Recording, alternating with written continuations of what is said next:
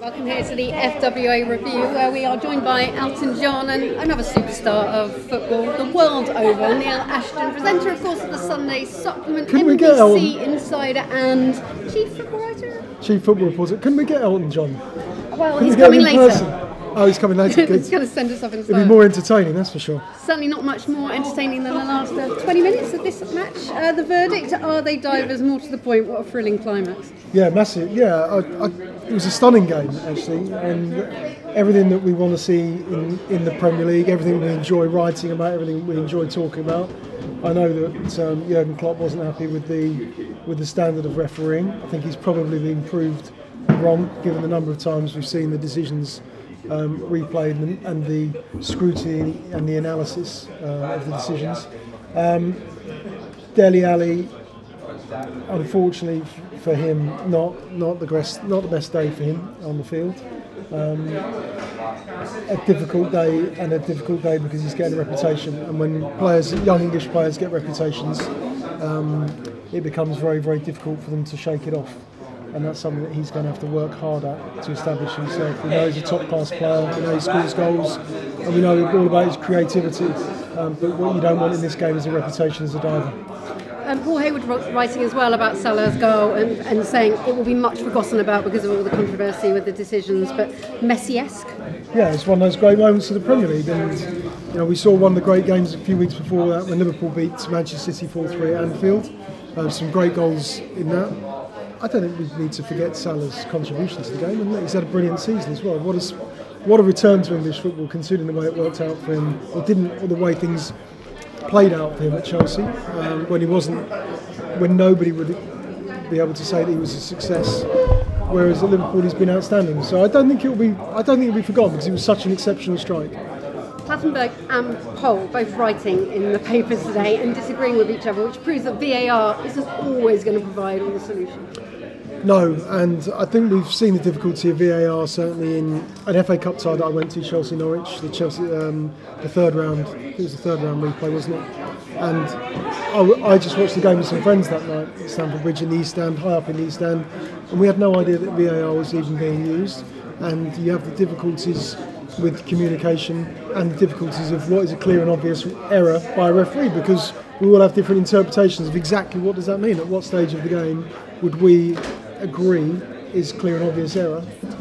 You have those issues, and also the biggest issue that I have with VAR at the moment is in terms of the integrity of the competitions. It's either you use it in every game in one competition, or you don't use it at all. Not mix and match depending on whether you've got the facilities available at a stadium.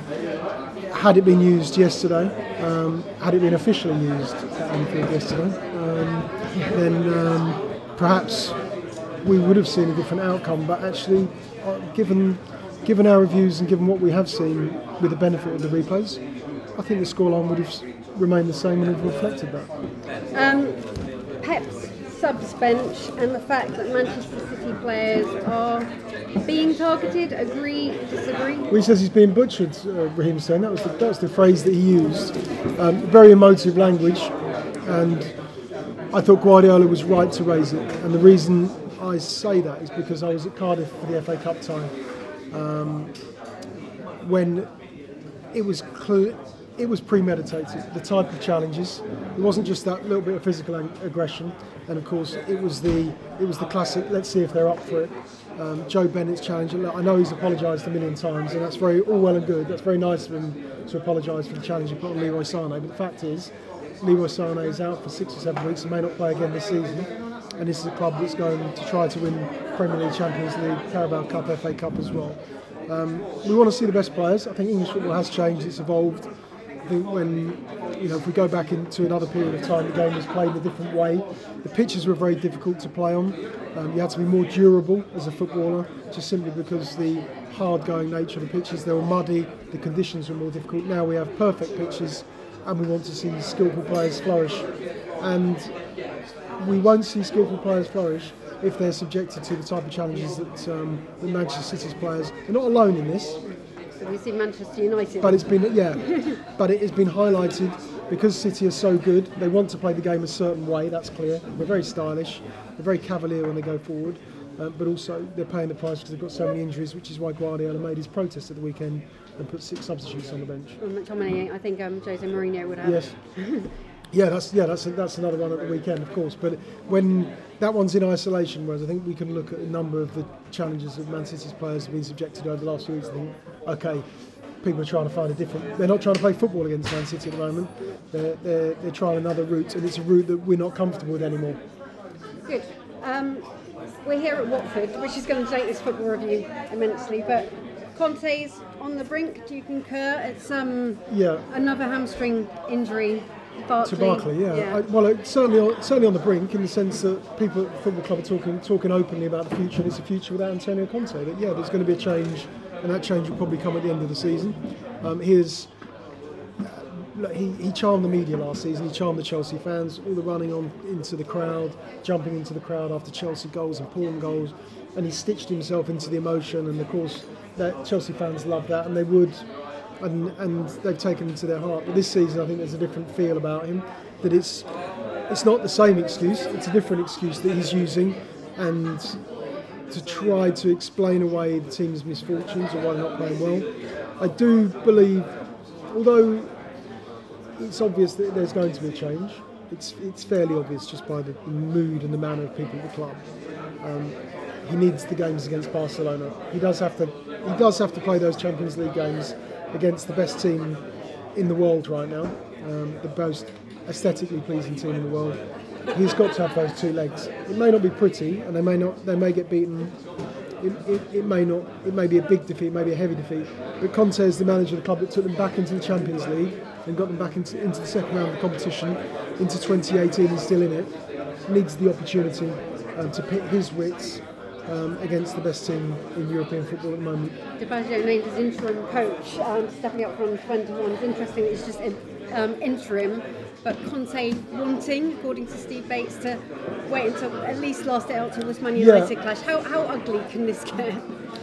Well, what I thought about it, when Conte initially said I'm not going to hold back, which was about 3 or 4 weeks ago now, wasn't it? He said, okay, when I meet him on the touchline, let's see who's the big man here. That was the moment I thought he'd let his guard down. So normally, of course, we see managers in press conferences, and it's very, very rare for them to lose their rag and lose their composure totally. It does happen from time to time. But when he said that with Mourinho, that's when I thought, okay, he knows he's going. Because you wouldn't say that unless you knew that things had changed. And Mourinho's wound him up. And when you allow that to happen, when you allow Mourinho to get under your skin in the way that he has, then all of a sudden you're on the back foot, Conte's on the back foot here. It will turn into a massive game. It's also the same day as the Carabao Cup final as well. So the hors d'oeuvre, we have Manchester United against Chelsea, and potentially kicking off on the touchline, assuming Conte's in charge, which I think he will be. Still, just. And then, of course, later on in the afternoon, Man City against Arsenal for the first trophy of the season. So it's a massive day for English football. I mean, a great day, and it's a shame we can't be in 2 places at once. No, that's very much exactly what I was thinking. Shock and awe. You broke the story that Alexis Sanchez was not on the coach to the game against Bournemouth, marking his exit. But, do you know what, Carrie? You're the only person who remembers that. Thank you very much. Pleasure. The only person who's ever mentioned that fact. But you're allowed to get the occasional story. You broke that. It pretty much signalled that Sanchez was on his way. It was all doom and gloom. But has Wenger got himself out of jail with this? Or have the recruitment? I think the board. I think the recruitment. I think the board have got him out of jail. I mean, the way they played against Everton. I saw the Palace game 2 weeks before that, the last home game, and they're exceptional the way they moved the ball about the pitch. They pushed Palace wherever they wanted them, and they were falling up after 15, 20 minutes, whatever it was, and we saw a very similar performance. What we need to see from Arsenal is, okay, that's fine, you can beat Everton, you beat Crystal Palace, you can slice through them, and you can score goals at will, but beyond that, what are you going to do? Let's see what happens at Wembley on Saturday. Nice lunchtime kick-off against Tottenham, massive game, because if Arsenal go and win, then of course they bridge the gap, they close the gap on Tottenham, and that is the significant test, realistically. Mkhitaryan and Aubameyang, they are lovely players. Mkhitaryan, the touch player, got all the ability and enjoys playing football, plays with a smile on his face when things are going well for him. Rossi's saying electric, and it really was. You really got that sense. Really. Yeah, it's exceptional. Yeah, and that's what Arsenal fans have become accustomed to. But they want to see a team. They want to see their team back in the Champions League for a start. And the only way to do that is, will they win the Europa League? It's a slog to do it, as we've seen Manchester United last season when they went and did it. Or can they finish in the top four? And the top four just feels as though it's beyond them this season again. You were at the Crystal Palace-Newcastle match. This won't be a long conversation, it'll be a very short chat, I think. But Rafa trying to bring everyone together, but how bad and ugly can it get? What?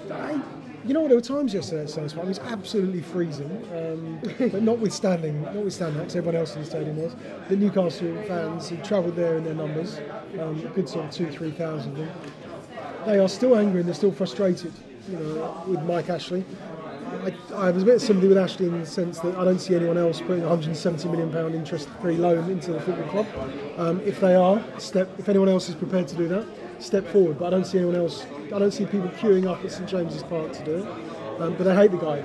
And when you're singing, you fat cockney and all the rest of it, which I'm not going to say, then you sense, you realise the hatred and just the depth of your feeling towards him. Which is sad that it's turned out that way, because he's owned that football club for 10 years and it's not been a success.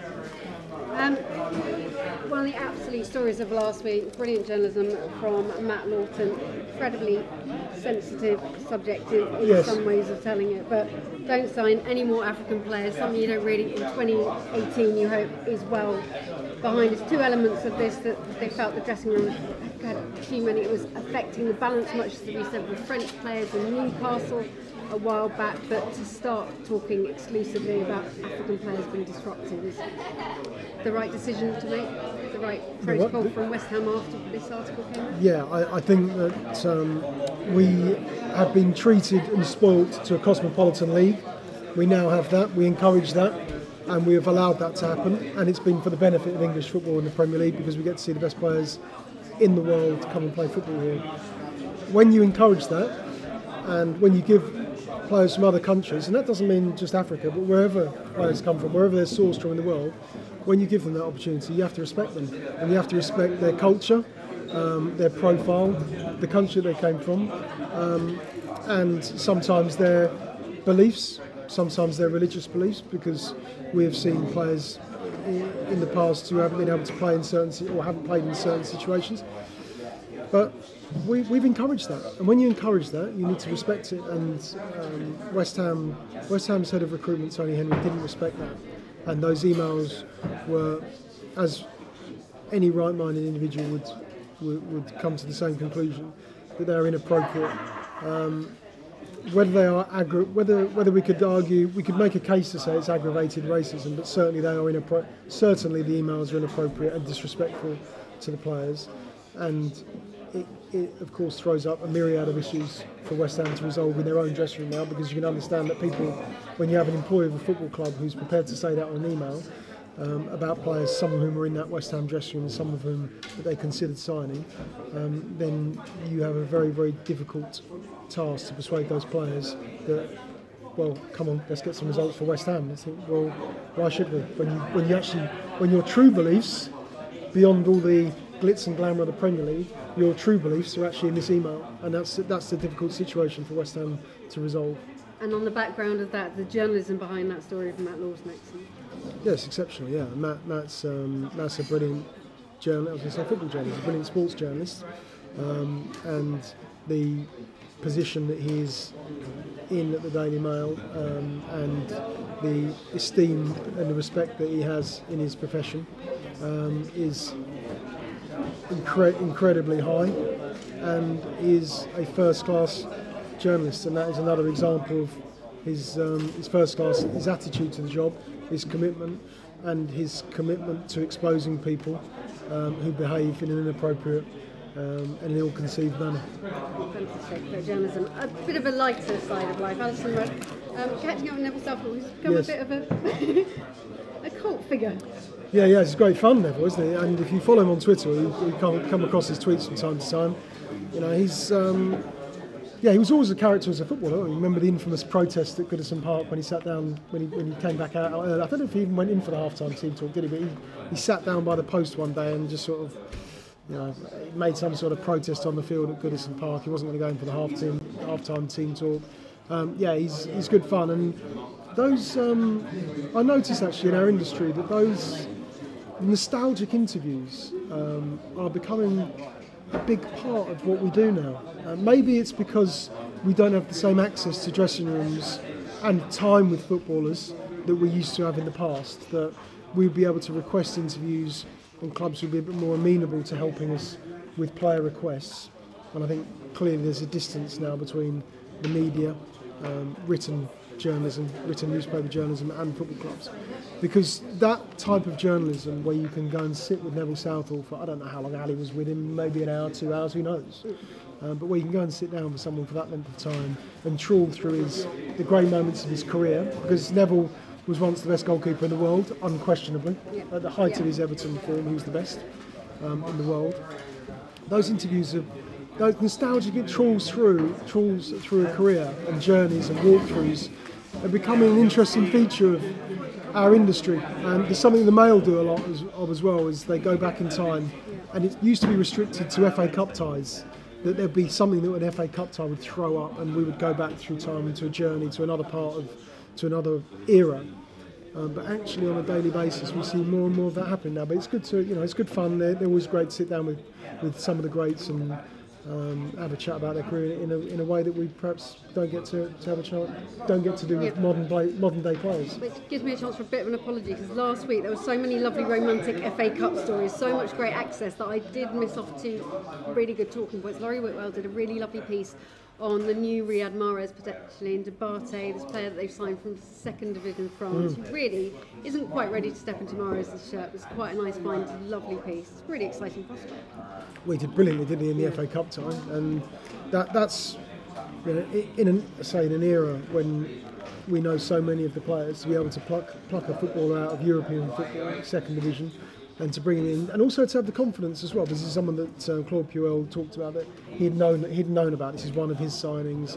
He'd kept an eye on him, and it's heartening really that those fines, they are still there. The fines are there. That managers can keep an eye on players. They've got talent. They've got this innate ability, and they've got the potential. And he trusted him, and that's what I liked about him. Perhaps doesn't trust Riyad Mahrez in the same way as he would have done a week ago. No, and another one, David Hint did a nice piece on Eric Lamela, very sad piece. His brother's been in a terrible crash, and how it's made him give a new appreciation of the chances he has to take, and that is quite a hard, emotional interview to get. It's a really good read. And when you've been through such a difficult period as Eric Lamela on the field as well at Tottenham, but also when you have personal tragedies and you start to realise just how difficult people's lives are, trying to convince people that they want to play football, because Lamela's had a really tough year or so, and people aren't really sure what's been going on. No one's ever quite got to the bottom of it. When you have personal tragedy, you have personal difficulties, then of course it's good that he decided to do it, because then we of course get a greater understanding and greater knowledge of, okay, these are perhaps the reasons why Lamela's not been in the kind of form or not been playing as much as we expected him to. Talking of tragedies, West Brom not the result, but earlier this week, an absolutely fitting tribute, thousands turning up, a beautiful article from Matt Dickinson, tribute of Cyrille Yates in his home ground. Yeah, do you know something about this, Carrie? It's not that I feel slightly uncomfortable, but when Cyrille passed away, our first reflex response was, this is a black footballer, a pioneer for English football. That wasn't my spontaneous response. My spontaneous reaction was, actually, that was a very good footballer that was synonymous with teams in the 80s, with that West Brom side, with Coventry City, and with other clubs towards the end of his career as well. That was my reflex reaction. I actually felt, in many ways, I thought it was quite sad that our immediate go-to reaction in the industry, and had I written about Cyrille, I would have probably been asked to do the same, was, this guy was a pioneer and did so much for black footballers.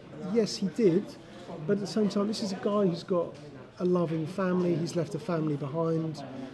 He was a great footballer. His whole life wasn't dedicated to one thing. His whole life was dedicated to his sport and his family, and I thought a lot of that, sadly, was forgotten. But at the same time, he has left a remarkable legacy in the game because he was popular. Big Cyrille was somebody that touched every team, the fans of every team that he played for, and clearly meant a lot to particularly to people at West Bromwich Albion, where he made his name. And these moments are always sad, and particularly when someone leaves us when they're so young. Very, very sad indeed. We're going to start, and there have been many tributes to the Munich Air Disaster. It's 60 years tomorrow, and the tributes at Old Trafford have been incredibly fitting, and there's no point this doesn't become any more horrific. No, it's something, of course, that we experienced in a slightly different way with Chapecoense, because that was a tragedy that touched people all over the world of a team that we didn't know anything about. And it amazes me that we are touched about a team that we know nothing about because we weren't born. And yet we know all about the tragedy, we know all about the survivors, we know their stories, and we still feel there is a raw emotion about the Munich Air tragedy, without a doubt, and it's still there, and it's there for people who weren't born. It's remarkable that it can still be there, or it is there for people who weren't born when that tragedy occurred. I thought Manchester United supporters at the weekend, I wasn't at the game, but Sam Wallace, who was on Sunday Supplement on Sunday, he said it was respected and observed beautifully, as you would expect. No one would anticipate any different. But it's nice to be able to report that and reflect that. 60 years is such a long period of time. You can see just how it affected a community, how much it affected a community. That those players who lost their lives, and journalists, of course, those players and journalists who lost their lives, that they will never be forgotten. And that is something that Manchester United have. It's been a big part of their culture over the years, and I think it's important to remember that. And Mourinho, to his great credit, before the game, also said this touches everybody, not just people of Manchester United, but people involved with Manchester United too. And a nice piece from Oliver Kay, picking out particularly Duncan Edwards. There have been lots of profiles of the great talents we lost, but just one example of the many. Yeah, and he's somebody you hear so much about, and what a great player that he was, and what a great talent. And I feel that the great shame is never getting to see or watch a player of that talent. And we don't, if you want to go back to Maradona, if you want to watch him play for Napoli, if you want to watch him play for Barcelona, there is grainy footage of Maradona playing for those teams, and you get an idea of his historical importance to those teams.